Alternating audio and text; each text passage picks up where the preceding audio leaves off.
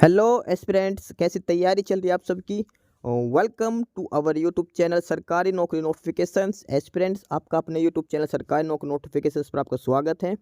और एस्पिरेंट्स, आज की एक इम्पोर्टेंट अपडेट है और वो अपडेट क्या है, इस चीज़ को जानने के लिए आप वीडियो के एंड तक बने रहिए। ठीक है, जो भी एस्पिरेंट्स वीडियो पर नए हैं, चैनल पर नए हैं, तो चैनल सरकारी नौकरी नोटिफिकेशंस को सब्सक्राइब करके जरूर चलें। वीडियो अच्छी लगे तो वीडियो को लाइक करना, शेयर करना। अगर कुछ इश्यू हो, कुछ पूछना हो वीडियो के सब्जेक्ट वे के बारे में, कंटेंट के बारे में, तो आप कमेंट बॉक्स में कमेंट जरूर करना। ठीक है, तो एक बार फिर से, अगर सब चैनल सब्सक्राइब नहीं किया तो चैनल सब्सक्राइब करते हो। चलिए शुरुआत करते हैं। एस्पिरेंट्स कुरुक्षेत्र यूनिवर्सिटी और इन्होंने एक नया रिक्रूटमेंट नोटिस दिया है। कुरुक्षेत्र यूनिवर्सिटी जो कुरुक्षेत्र हरियाणा में है, और इसमें नया रिक्रूटमेंट आई है, नई भर्ती आई है और नॉन टीचिंग पोस्ट पे है। तो ये ऑफिशियल नोटिस है उस रिक्रूटमेंट का। और इसमें इन्होंने क्लियरली मेंशन कर रखा कि online applications are invited for the recruitment of clerk की 45 वैकेंसीज हैं, और ड्राफ्टमैन्स की 2 हैं, और जूनियर इंजीनियर की 5 वैकेंसीज हैं। ठीक है, क्लैरिकल कैडर की 45 है, draughtsman 2 and junior engineer 5 vacancies. ठीक है, कुरुक्षेत्र यूनिवर्सिटी में। और इस ऑफिशियल नोटिस को एक बार डिटेल में पढ़ लेते हैं। कब से क्या ऑनलाइन एप्लीकेशन स्टार्ट है, क्या इसकी लास्ट डेट है, क्या इसका सिलेक्शन क्राइटेरिया, क्या एलिजिबिलिटी कंडीशंस है। तो इसमें इन्होंने क्लियरली बता रखा है कि आपको अप्लाई करना है तो वो इनकी ऑफिशियल साइट है www.iums.kuk.ac.in। ठीक है, ये इनकी ऑफिशियल साइट दे रखी है। और ऑनलाइन एप्लीकेशंस जो स्टार्ट होंगी वो 15 मार्च से ऑनलाइन एप्लीकेशंस स्टार्ट हैं। ठीक है, अब डिटेल में इसको चेक करते हैं इस एडवर्टाइजमेंट को। तो इसमें दिखा रखा है कि ऑनलाइन एप्लीकेशन 15 मार्च से शुरू है, और जो एप्लीकेशन की लास्ट डेट है जो फॉर्म अप्लाई करने की, एप्लीकेशन अप्लाई करने की, वो है अप्रैल 16 अप्रैल इसकी लास्ट डेट है। 15 मार्च से लेकर 16 अप्रैल तक आप ये फॉर्म अप्लाई कर सकते हो। 1 महीने का इसमें टाइम दे रखा। नॉन टीचिंग पोस्टें हैं, क्लैरिकल की, ड्राफ्टमैन और जूनियर इंजीनियर की। ठीक है, और अब इसमें आगे डिटेल में चेक करते हैं। इसमें सबसे पहले पोस्ट दिखा रखी है। तो जो पोस्ट का नाम है एंड पोस्ट कोड, पोस्ट का पे कोड, नंबर ऑफ वैकेंसीज और किस किस कैटेगरी के लिए कितनी सीटें वैकेंट हैं, ये सारी डिटेल इन्होंने दे रखी है। सबसे पहले एडवर्टाइजमेंट नंबर है 1 स्लैश करके NT/2024, और इसमें पोस्ट कोड है B1। पोस्ट का नाम है क्लर्क का। और पे लेवल की बात करें तो पे लेवल है, पे लेवल 2 है, पे मैट्रिक्स 2 है, यानी कि 19,900 बेसिक है, 19,900 बेसिक्स प्लस 40 स्पेशल पे। नंबर ऑफ़ वैकेंसीज़ की बात करते हैं क्लैरिकल पोस्ट के लिए तो 45 वैकेंसीज़ हैं। और इन 45 में से जो कैटेगरी वाइज डिस्ट्रीब्यूशन की बात करते हैं तो पर्सन विद डिसेबिलिटीज़ के लिए 2 है, यानी कि हैंडीकैप कोटा के लिए 2 है, जनरल कैटेगरी के लिए, और 3 वैकेंसीज है general ex serviceman. BC-A category के लिए 6 है, BC-A एक्स सर्विसमैन के लिए 3 है, BC-B के लिए भी 6 हैं, BC-B एक्स सर्विसमैन के लिए 4 हैं। SC कैटेगरी के लिए 10 हैं, SC एक्स सर्विसमैन के लिए 5 हैं, और EWS के लिए 4 हैं। ये टोटल 45 पोस्टें, 45 वैकेंसीज हैं क्लैरिकल पोस्ट के लिए। और ये उनका कैटेगरी वाइज डिस्ट्रीब्यूशन कर रखा, अलग अलग कैटेगरी के हिसाब से दिखा रखा किस कैटेगरी के लिए कितनी सीट रिजर्व की गई है। ठीक है, उसके बाद अगली जो पोस्ट है और वो है ड्राफ्ट्समैन की। इसका एडवर्टाइजमेंट नंबर है 2/NT/2024, और पोस्ट कोड इज़ B2 की इस पोस्ट में जो ड्राफ्टमैन का जो पे स्केल है पे लेवल 6 में है, 35,400 इसमें बेसिक सैलरी है। इसकी नंबर ऑफ़ वैकेंसीज़ हैं वो 2 हैं, और 2 वैकेंसीज़ में एक जनरल के लिए है और एक EWS कैटेगरी के लिए है। इसके बाद नेक्स्ट है, और वो है एडवर्टाइजमेंट नंबर 3/NT/2024, और पोस्ट कोड है B3 का। पोस्ट कोड B3 है, और इसकी जो पोस्ट का नाम है वो है junior engineer civil, JEE civil के लिए है। और JEE सिविल का जो पे मैट्रिक्स की बात करते हैं, पे लेवल की बात करें, पे लेवल 6 है, इसमें 35,400 इसमें बेसिक है, जूनियर इंजीनियर सिविल के लिए। इसकी जो नंबर ऑफ़ वैकेंसीज़ की बात करें तो नंबर ऑफ़ वैकेंसीज़ 4 हैं, 4 हैं। इसमें एक जनरल के लिए है, एक जनरल एक्स सर्विसमैन, और 2 BC-B कैटेगरी के लिए है। इसके बाद अगली पोस्ट है, और वो भी same advertisement number post code number B4 है, और पोस्ट का नाम है जूनियर इंजीनियर, और लेकिन ये है इलेक्ट्रिकल से। वो पहले वाली है ये सिविल की है, और ये है इलेक्ट्रिकल की है। पे लेवल की बात करते हैं, इसमें पे लेवल 6 में 35,400 बेसिक है, इसमें एक वैकेंसी है वो SC कैटेगरी के लिए है। ठीक है, तो ये है 4 कैटेगरी की पोस्टें, क्लर्क, ड्राफ्टमैन, JEE सिविल और JEE इलेक्ट्रिकल। और हर कैटेगरी के अलग अलग पोस्ट, कैटेगरी वाइज पोस्ट दिखा रखी है। ठीक है, जो सारी वैकेंसीज़ हैं उनको कैटेगरी वाइज अलग अलग डिस्ट्रीब्यूट कर रखा है इसमें। और अब इसमें बात करते हैं आगे डिटेल्स में। और इसमें एक चीज़ और लिख रखी है कि the post of draftsman advertise 1/2014 is hereby withdraw. 2014 की जो पोस्ट थी ड्राफ्टमैन की वो विड्रॉ की जाती है। तो जो भी कैंडिडेट जिन्होंने पहले अप्लाई किया था इस एडवर्टाइजमेंट के तहत 1/2014 के तहत, तो आप दोबारा से अप्लाई कर सकते हो, लेकिन और उनको फीस में रिलैक्सेशन दिया जाएगा। ठीक है, फीस में रिलैक्सेशन है। अगर कोई फीस पहले से पे कर रखे, अगर रिफंड चाहता है तो आप अपने फीस के लिए रिफंड भी कर सकते हो। सेम अगली जो पोस्ट है जूनियर इंजीनियर, उसके लिए भी सेम कंडीशंस है। ठीक है, अब बात करते हैं इसमें एप्लीकेशन फ़ीस की। जो पोस्टें हैं उसमें एप्लीकेशन फ़ीस किस पोस्ट के लिए कितने, क्या किस कैटेगरी के लिए कितनी एप्लीकेशन फ़ीस होगी। तो सबसे पहले जो यूआर कैटेगरी है, जो जनरल कैटेगरी है एंड रिजर्व कैटेगरी है, उसके लिए 2,000 रुपये आपको एप्लीकेशन फ़ीस देनी पड़ेगी। वहीं जो फीमेल है जनरल कैटेगरी की हरियाणा स्टेट से, सिर्फ हरियाणा स्टेट की जो फीमेल्स है यूआर कैटेगरी की, उनको 1,000 फीस पे करनी है। इसके अलावा जो भी बच गए SC BCA BCB EWS जो हरियाणा के हैं उनको 500 रुपीज़। थर्ड जेंडर जो ट्रांसजेंडर हैं उनको भी 500 रुपीज़ फीस पे करनी है। और पर्सन विद बेंचमार्क डिसेबिलिटी जो हैंडीकैप कोटे से जो है उनको कोई फीस पे नहीं करनी, वो भी सिर्फ हरियाणा स्टेट वालों को। यानी कि इसमें जो रिजर्वेशन दे रखा फीस में वो सिर्फ हरियाणा स्टेट के कैंडिडेट्स को ही दे रखा है। अदर स्टेट वालों को जनरल में काउंट किया जाएगा। 2,000 रुपये आपको एप्लीकेशन फ़ीस पे करनी पड़ेगी। ठीक है, ये है फीस, एप्लीकेशन फ़ीस की बात है कि कितने की आपको एप्लीकेशन फ़ीस पे करनी पड़ेगी फॉर्म अप्लाई करने के लिए। ठीक है, इसके बाद आगे इसमें डिटेल्स में बात करते हैं एसेंशियल क्वालिफिकेशंस की। एसेंशियल क्वालिफिकेशन की कितने, किस पोस्ट के लिए क्या क्वालिफिकेशन होनी चाहिए। सबसे पहले चेक करते हैं essential qualification for clerk. Clerk की पोस्ट के लिए क्या एसेंशियल क्वालिफिकेशंस हैं, और इसमें दिखा रखा है कि सिंपल आपके पास ग्रेजुएट होना चाहिए, और उसके अलावा मैट्रिक विद हिंदी और संस्कृत एज ए सब्जेक्ट, या फिर 12th BA MA with Hindi as subject, यानी कि आपके पास हिंदी एक सब्जेक्ट होना चाहिए 10th में 12th में ग्रेजुएशन कहीं पर भी। इसके अलावा the candidate shall have to qualify the test in computer appreciation and applications. This test will be based on introduction to computer and Windows, word processing, spreadsheet, PowerPoint, internet browsing and email management. एक आपका computer का test लिया जाएगा basic से। इसके अलावा इसमें आपकी टाइपिंग स्पीड भी होनी चाहिए, और टाइपिंग स्पीड होनी चाहिए 30 वर्ड्स पर मिनट इंग्लिश में। ठीक है, ये इसमें क्वालिफिकेशन मांग रखी है क्लर्क की पोस्ट के लिए। ग्रेजुएशन, साथ में 10th या 12th में कहीं पे भी हिंदी सब्जेक्ट होना चाहिए। फिर आपके कंप्यूटर अप्रिसिएशन और एप्लीकेशन टेस्ट लिया जाएगा। उसके अलावा आपको 30 वर्ड्स पर मिनट आपकी टाइपिंग स्पीड होनी चाहिए। इसके बाद जो सेकंड है वो है essential qualification for junior engineer, और ये सबसे पहले सिविल के लिए। सिविल की जो पोस्ट है उसके लिए एसेंशियल क्वालिफिकेशंस हैं, और इसमें दिखा रखा कि 3 year diploma in civil engineering. Civil engineering 3 साल का डिप्लोमा होना चाहिए। ठीक है, और इसके अलावा 3 साल का एक्सपीरियंस भी हो सकता है, या फिर आपके पास बीटेक की डिग्री होनी चाहिए सिविल इंजीनियरिंग में। बीटेक या फिर BE सिविल इंजीनियरिंग में आपके पास होनी चाहिए। और इसके बाद अगला था जूनियर इंजीनियर इलेक्ट्रिकल।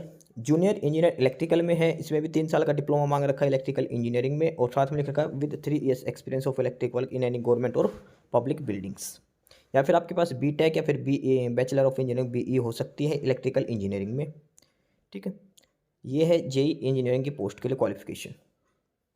और इसके बाद देखिए जो लिख रखा है qualification of junior engineer is subject to the assent of honourable governor chancellor. ठीक है, ये भी इन्होंने लिख रखा है, भी इसमें कोई क्लैरिफिकेशन इन्होंने नहीं दी है JEE की पोस्ट के लिए। अगली जो पोस्ट थी और वो थी ड्राफ्ट्समैन की पोस्ट, और ड्राफ्टमैन की पोस्ट के लिए जो क्वालिफिकेशन है वो 3 year diploma in civil engineering होना चाहिए, या फिर draftsmanship diploma in civil engineering आपके पास हो सकता है विद 2 साल का एक्सपीरियंस। यानी कि जो ड्राफ्टमैन की पोस्ट है उसमें सिर्फ डिप्लोमा होना चाहिए सिविल में, डिप्लोमा इन सिविल इंजीनियरिंग या फिर draftsmanship diploma in civil engineering आपके पास होना चाहिए। तो ये जो 3 कैटेगरी की जो पोस्टें थी इनमें जो क्वालिफिकेशन है ये दे रखी है कि क्या क्या क्वालिफिकेशन आपके पास होनी चाहिए एसेंशियल क्वालिफिकेशन। सबसे पहले क्लरिकल की, फिर है JEE की पोस्ट के लिए, उसके बाद ड्राफ्ट्समैन के लिए। ठीक है, इसके बाद आगे बात करते हैं इसमें सिलेक्शन क्राइटेरिया की, कैसे क्या आपका सिलेक्शन किया जाएगा। इसमें सिलेक्शन क्राइटेरिया सबसे पहले बात करते हैं पोस्ट ऑफ क्लर्क। क्लर्क की पोस्ट के लिए बात करते हैं सिलेक्शन क्राइटेरिया, और इसमें टोटल आपके 100 मार्क्स का एग्जाम होगा। टोटल 100 मार्क्स होंगे, उसमें से टाइपिंग टेस्ट है उसके 30 मार्क्स होंगे। ठीक है, उसके बाद जो एप्टीट्यूड टेस्ट लिया जाएगा 30 मार्क्स उसके होंगे। उसके बाद computer appreciation and application test 20 marks उस चीज़ के होंगे। ठीक है, और उसके बाद लास्ट में 20 मार्क्स हैं, और ये 20 मार्क्स हैं आपके एकेडमिक क्वालिफिकेशन के। एकेडमिक क्वालिफिकेशन के किस किस हिसाब से काउंट किए जाएंगे, ये होंगे मैट्रिकुलेशन में। अगर मैट्रिक में आपके 50% से कम है तो 2 नंबर दिए जाएंगे, 50 to 60 तो 4 नंबर, और 60% से ज़्यादा तो 6 मार्क्स। 12th में भी सेम है, 50 से कम है तो 2 मार्क्स, 50 to 60 4 मार्क्स, और मोर देन 60 6 मार्क्स। सेम है ग्रेजुएशन में less than 50 2 marks, 50 to 60 6 marks, और 60 से अबव 8 मार्क्स। इस हिसाब से मैक्सिमम 20 मार्क्स और आपके क्वालिफिकेशन के हिसाब से आपको 20 में से ये एकेडमिक क्वालिफिकेशन के हिसाब से आपसे नंबर दिए जाएंगे। ठीक है, मान के चलिए अगर किसी स्टूडेंट के 10th 12th और ग्रेजुएशन में 50% से कम है तो उसको 20 में से सिर्फ 6 नंबर ही मिलेंगे। ठीक है, इस हिसाब से दिखा रखे टोटल कितने मार्क्स। तो ये टोटल 100 पॉइंट्स बना रखे इन्होंने। टाइपिंग टेस्ट होगा 30 नंबर से, 30 नंबर का एप्टीट्यूड टेस्ट, 20 नंबर का आपका कंप्यूटर अप्रिसिएशन एप्लीकेशन टेस्ट और 20 नंबर एकेडमिक क्वालिफिकेशन के बेसिस पर। तो अब इसमें बात करते हैं सबसे पहले टाइप टेस्ट का। तो सबसे पहले आपकी टाइपिंग टेस्ट करवाया जाएगा और उसमें आपकी टाइपिंग स्पीड होनी चाहिए 30 वर्ड्स पर मिनट, 30 वर्ड्स पर मिनट, और आपको 10 मिनट का टाइम दिया जाएगा। 10 मिनट्स में आपको टाइपिंग करनी है। ठीक है, और वर्ड पर मिनट के हिसाब से आपको जैसे इन्होंने दिखा रखा 10 मिनट्स में आपने टोटल वर्ड टाइप की 370, मिस्टेक है 25, तो 25 मिस्टेक सब्ट्रैक्ट कर 34.5 की आपकी टाइपिंग स्पीड आ जाएगी। ठीक है, ये इसमें दिखा रखा है। उसके बाद जो भी कैंडिडेट टाइपिंग टेस्ट क्वालिफाई करेंगे फेज़ 1 का, उसके बाद उनको फेज़ 2 का जो अगला एग्जाम उसमें अपीयर होने के लिए अलाउ किया जाएगा। पहले टाइपिंग टेस्ट देना पड़ेगा। टाइपिंग टेस्ट क्वालिफाई करने के बाद आपका एप्टीट्यूड टेस्ट लिया जाएगा। एप्टीट्यूड टेस्ट होगा the medium of instruction will be both Hindi and English in case of an descriptive. ये इंग्लिश में आपका एक हिंदी और इंग्लिश में टेस्ट लिया जाएगा और ये आपका 60 मिनट्स का टाइम होगा। उसमें 1 घंटे का आपका टेस्ट लिया जाएगा और ये 30 मार्क्स का आपका पेपर होगा। ठीक है, 60 मिनट्स आपको टाइम दिए जाएंगे, 30 मार्क्स का आपका पेपर होगा और पासिंग मार्क्स 12, कम से कम 12 नंबर आपको लेने पड़ेंगे। अब देखते हैं इसमें जो 30 नंबर का जो पेपर है एप्टीट्यूड टेस्ट है 30 मार्क्स का, उसमें क्या क्या पूछा जाएगा। तो सबसे पहले लैंग्वेज प्रोफिशिएंसी के हिसाब से इंग्लिश के आएंगे 10 क्वेश्चंस, 5 मार्क्स इंग्लिश आएंगे और 10 क्वेश्चन आएंगे हिंदी से। ठीक है, 5 मार्क्स की हिंदी होगी, यानी कि 5 नंबर की इंग्लिश आएगी, 5 नंबर की हिंदी पूछी जाएगी। 10-10 क्वेश्चन, हर क्वेश्चन 0.5 नंबर का रहेगा, 0.5 नंबर का एक क्वेश्चन होगा। इसके बाद 10 नंबर की रीजनिंग आएगी। ठीक है, 20 क्वेश्चन रीजनिंग के पूछे जाएंगे, 10 नंबर की रीजनिंग हो जाएगी। और लास्ट में है 10 नंबर की, और ये 10 नंबर के न्यूमेरिकल एबिलिटी जो बेसिक ऑफ मैथमेटिक्स है वो हो जाएगी। 20 क्वेश्चन मैथ के पूछे जाएंगे। तो ये आपका फेज 2 में है जो 30 नंबर का, 5 नंबर की इंग्लिश आएगी, 5 नंबर की हिंदी, 10 नंबर की रीजनिंग और 10 नंबर का मैथमेटिक्स। ठीक है, हर क्वेश्चन 0.5 नंबर का होगा। तो ये है फेज 2 में जो 30 नंबर का जो आपका पेपर होगा, 1 घंटे का आपको टाइम दिया जाएगा। ठीक है, 60 क्वेश्चन होंगे, 60 मिनट का ही आपको टाइम दिया जाएगा। उसका जो कैंडिडेट फेज 2 का जो एप्टीट्यूड टेस्ट क्वालिफाई करेंगे उसको फेज 3 के लिए बुलाया जाएगा। और फेज 3 होगा वो आपका जो फेज 3 होगा आपका वो computer appreciation and application test होगा। इसमें आपको टाइम दिया जाएगा 90 मिनट्स का, 1.5 आवर, 1.5 घंटे का आपको टाइम दिया जाएगा। ये इंग्लिश में होगा, मैक्सिमम मार्क्स 20 मार्क्स का पेपर होगा, उसमें कम से कम आपको 8 नंबर लेने जरूरी है। कंप्यूटर एप्रिसिएशन और एप्लीकेशन टेस्ट होगा जो फेज 3 में, इसमें आपको 90 मिनट का टाइम दिया जाएगा और 20 नंबर का आपका पेपर होगा 20 मार्क्स का। ठीक है, इसका सिलेबस है वो लास्ट में दिखा रखा क्या क्या इसमें पूछा जाएगा। उसके बाद आपको इन तीनों के मार्क्स काउंट करके लास्ट में आपका एकेडमिक क्वालिफिकेशंस के मार्क्स काउंट किए जाएंगे और फिर मेरिट लिस्ट तैयार की जाएगी। ठीक है, ये बेसिक सिलेक्शन क्राइटेरिया था क्लर्क की पोस्ट के लिए। अगला है selection criteria for the post of junior engineer civil और जूनियर इंजीनियर इलेक्ट्रिकल। और जेई की पोस्ट के लिए जो सिलेक्शन क्राइटेरिया उसमें सबसे पहले आपका रिटर्न एग्जाम होगा 50 मार्क्स का। उसके बाद 50 नंबर 15 नंबर का एजुकेशन क्वालिफिकेशंस के बेसिस पे दिए जाएंगे, 5 नंबर एक्सपीरियंस के। इसके अलावा 10 नंबर होगा presentation of the work supervise और प्रोजेक्ट और फील्ड वर्क अंडरटेकन और any topic choice of candidate related to his field, और 20 मार्क्स का आपका इंटरव्यू होगा। तो ये सारा सिलेक्शन प्रोसीजर बना रखा है जेई की पोस्ट के लिए। ठीक है, 100 मार्क्स का। और अब इसमें बात करते हैं सबसे पहले रिटर्न एग्जाम जो 50 नंबर का पेपर होगा, उसमें 2 पार्ट्स आएंगे। पार्ट 1 में 20% वेटेज ऑफ जनरल इंटेलिजेंस, 20% भाग रीजनिंग का पूछा जाएगा, English, Hindi, knowledge, computer affair, current affair etcetera. यानी कि अगर उसमें 50 क्वेश्चन आते हैं तो 10 क्वेश्चन आएंगे जो नॉर्मल सिलेबस है GK, reasoning, Hindi, English, math से, और 80% जो सिलेबस आएगा वो उस सब्जेक्ट से रिलेटेड आएगा। तो सिविल इंजीनियरिंग का है तो सिविल का सिलेबस आएगा, अगर इलेक्ट्रिकल की पोस्ट है तो इलेक्ट्रिकल इंजीनियरिंग का सिलेबस पूछा जाएगा। ठीक है, और ये दिखा रखा है इसमें जैसे 50 नंबर का ही पेपर होगा, 40% मार्क्स जनरल कैटेगरी को लेने जरूरी होंगे, 30% मार्क्स SC ST कैटेगरी को। 1 घंटे का टाइम दिया जाएगा आपको, 50 क्वेश्चन पूछे जाएंगे। ठीक है, MCQ बेसिस में क्वेश्चन पूछे जाएंगे। पार्ट 1 में 10 क्वेश्चन आएंगे, पार्ट बी के 40 क्वेश्चन आपसे पूछे जाएंगे। ठीक है, हर क्वेश्चन 1 नंबर का होगा। ठीक है, और रॉन्ग आंसर की भी इसमें पेनल्टी दे रखी है और 1/4 इसमें नेगेटिव मार्किंग रहेगी। ठीक है, 0.25 इसमें नेगेटिव मार्किंग का प्रोविजन भी दे रखा है। ठीक है, गलत आंसर करने पर। उसके बाद अगला इसमें एक चीज़ और लिख रखी है कि the question paper shall be in English language. जो सब्जेक्टिव जो पेपर होगा आपका, जो पहला पार्ट ये है वो इंग्लिश लैंग्वेज में ही होगा। उसका तो 15 मार्क्स का एजुकेशन क्वालिफिकेशन के बेसिस पे दिए जाएंगे, वो कैसे दिए जाएंगे, जो भी परसेंटेज जो मार्क्स हैं आपके डिग्री में या फिर डिप्लोमा में, उसमें से 50 सब्ट्रैक्ट करके और उसको 0.3 से मल्टीप्लाई करके जो मार्क्स बनेंगे वो आपको दिए जाएंगे। जैसे मान लो किसी के 100% मार्क्स हैं तो उसमें से 50 सब्ट्रैक्ट करने, तो बचिए कितने 50 को 0.3 से मल्टीप्लाई करना, कितने हो गए 15। तो मैक्सिमम 15 में से आपको 15 ही मिल सकते हैं या फिर उससे कम मिलेंगे। ठीक है, जितने भी आपके मार्क्स हैं उसके हिसाब से मान के चलो। अगर किसी कैंडिडेट के 70% मार्क्स हैं ग्रेजुएशन या डिप्लोमा में, उसमें से 50 सब्ट्रैक्ट करना, कितने बच गए 20, और 20 को 0.3 से मल्टीप्लाई करना है। ठीक है, तो कितने नंबर दिए जाएंगे उसको, 6 नंबर मिलेंगे उसको। ठीक है, 15 में से 6 नंबर, ये आपके क्वालिफिकेशन के बेसिस पे आपको 15 में से मार्क्स दिए जाएंगे। उसके बाद आपका लास्ट एक और है 5 मार्क्स फॉर एक्सपीरियंस। आपका जो एक्सपीरियंस है 3 साल का एक्सपीरियंस मांग रखा है इस हिसाब से, यानी कि 1 marks for each year after 3 year. ठीक है, जो आपका एक्सपीरियंस है उसके हिसाब से आपको दिए जाएंगे 3 साल के बाद के एक्सपीरियंस के हिसाब से, और इसमें मैक्सिमम 5 नंबर आपको एक्सपीरियंस के बेसिस पे मिल सकते हैं।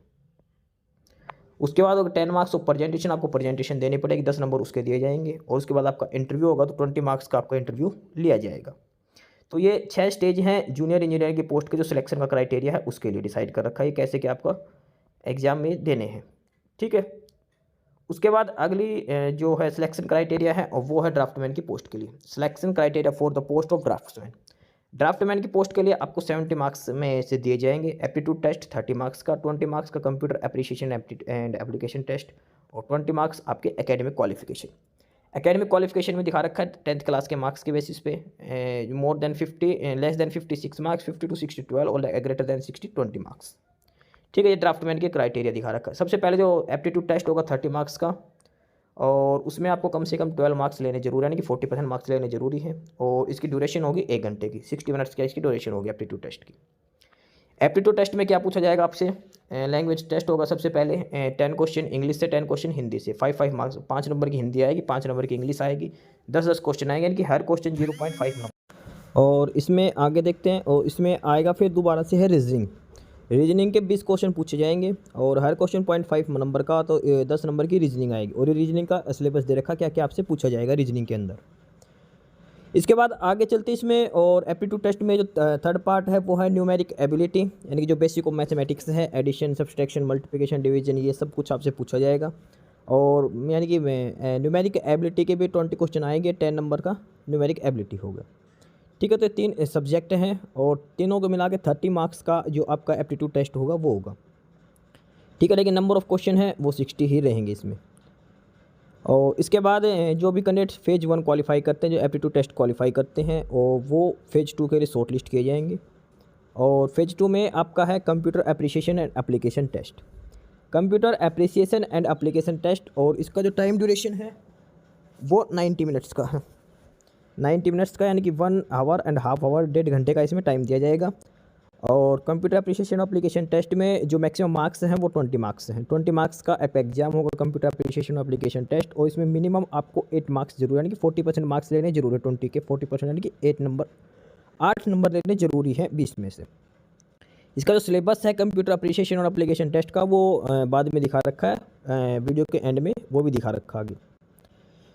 तो जो कैंडिडेट्स हैं 20 मार्क्स का ये जो एग्ज़ाम होगा फेज 2 का, इसको जो क्वालिफाई करेगा 8 मार्क्स के लिए, वो उसके बाद इनका जो फाइनल स्कोर कार्ड तैयार किया जाएगा, यानी कि मार्क्स इन एप्टीट्यूड टेस्ट, फिर प्लस में marks in computer appreciation test, और उसके बाद एकेडमिक मेरिट पॉइंट्स। इस हिसाब के जो 70 मार्क्स का जो क्राइटेरिया है उसमें से फाइनल कट ऑफ तैयार की जाएगी। उसके बाद ये क्राइटेरिया दिखा रखे हैं जो टाई ब्रेकिंग कंडीशन पे, अगर लास्ट में कोई candidate 2 candidate same score card पे रह गए तो किस बेसिस पे एक कैंडिडेट को प्रायोरिटी दी जाएगी। इसके बाद आगे है जनरल इंस्ट्रक्शंस, और जनरल इंस्ट्रक्शन है ये है फॉर्म फिलअप करने के रिगार्डिंग, एप्लीकेशन फ़ीस के रिगार्डिंग, डॉक्यूमेंट्स वगैरह अपलोड करने के रिगार्डिंग, सारी डिटेल्स इसके अंदर दे रखी है। और इसमें सबसे पहले इन्होंने एक चीज़ लिख रखी है कि जो इनकी ऑफिशियल साइट है उसी से ही आपको फॉर्म फिलअप करना है। ऑफिशियल साइट है www.iums.kuk.ac.in। ये कुरुक्षेत्र यूनिवर्सिटी की ऑफिशियल साइट है, यहीं से जाके आपको फॉर्म अप्लाई करना है।